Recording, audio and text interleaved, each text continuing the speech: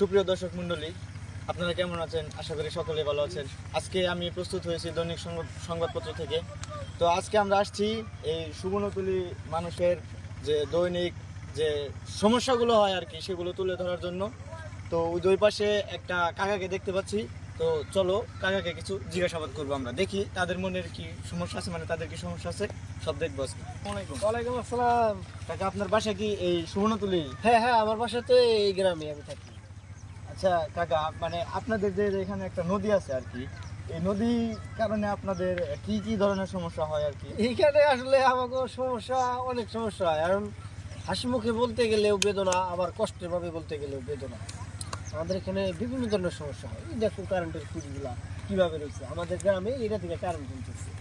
আবার দেখো এই যে বৃষ্টিতে ভাঙ্গা গেছে, ভাঙ্গা যায় কিন্তু চলতেছে, কিন্তু খুব কষ্টে। মানুষের জীবনযাপন খুবই কষ্টের মধ্যে আছে। ওই যে নদীর ওই যে দেখো।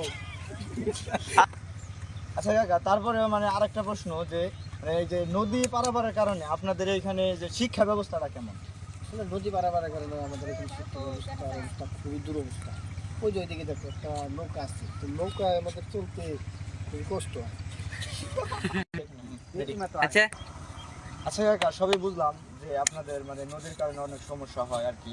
তো আপনাদের এইখানে শিক্ষা ব্যবস্থাটা কেমন? আসলে শিক্ষা ব্যবস্থা আমাদের এখানে মাদ্রাসা আছে, বেশ ভালো, কিন্তু আমাদের এখানে নৌকার কারণে।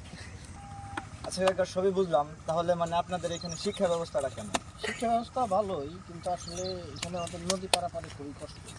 নৌকায় দেখা যায় যে যদি নৌকার ওপার থাকে এবার আসতে মোটামুটি সময় লাগে 1 থেকে 2 ঘন্টা। এইরকম সময় লাগলে আমাদের সমস্যা হয় স্কুলের পারাপার যাত্রী, মানে ছাত্র এবং শিক্ষকদের ছাত্রদের।